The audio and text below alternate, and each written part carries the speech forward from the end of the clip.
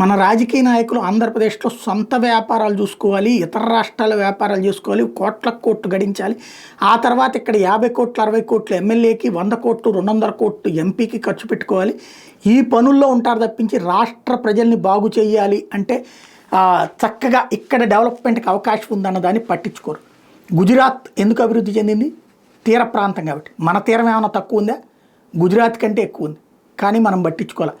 అట్లాగే పోర్టు ఆధారిత వ్యాపారాలే గుజరాత్లో కోట్ల మందికి సంబంధించినటువంటి ఉపాధి ఉద్యోగ అవకాశం.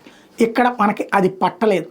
అదంతా ఒక ఎత్తు అయితే ఆయిల్ గుజరాత్లో అక్కడ ప్రొడక్షన్ ఎక్కువ, అక్కడ దాన్ని వాళ్ళు క్యాష్ చేసుకున్నారు. వ్యాపారస్తులంతా గుజరాత్లో ఉన్నారు. మనం ఇక్కడ ఓఎన్జీసీలు రిలయన్స్ వచ్చి పట్టుకుపోతాడు, మనం మాత్రం ఇక్కడ ఏమీ చేయలేదు.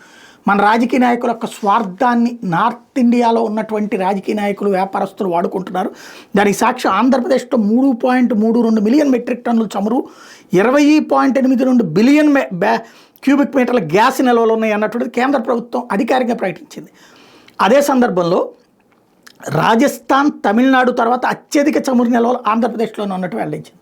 రాజస్థాను, తమిళనాడు తర్వాత ఆ రెండిటికి ఎట్లా ఉంది, మనం ఎట్లా ఉన్నాం? ఎందుకు లోపం? ఎక్కడ లోపం అంటే మనం ఎన్నుకుంటున్న ప్రజాప్రతినిధుల లోపం. కులం చూసుకుంటున్నాం, వర్గం చూసుకుంటున్నాం, వీళ్ళ ద్వారా మనం వీళ్ళు చెప్పే పోచుకోలు కబుర్లు చెప్తున్నాం, అబద్ధాలు నమ్ముతున్నాం. హైదరాబాద్లో, బెంగళూరులో, చెన్నైలో బతికే కర్మ మనకి పట్టిస్తే అది గొప్పగా ఫీల్ అవుతున్నాం. బట్ రాజస్థాన్లో సొంత ఏరియాలోనే ఎక్కువ బతుకుతుంటారు. అదే సందర్భంలో తమిళనాడు సొంత ఏరియాలోనే బతుకుతుంటారు. రాజస్థానోడు ఇక్కడికి వచ్చి వ్యాపారం చేస్తాడు కానీ కూలి పని చేయడానికి రాడు.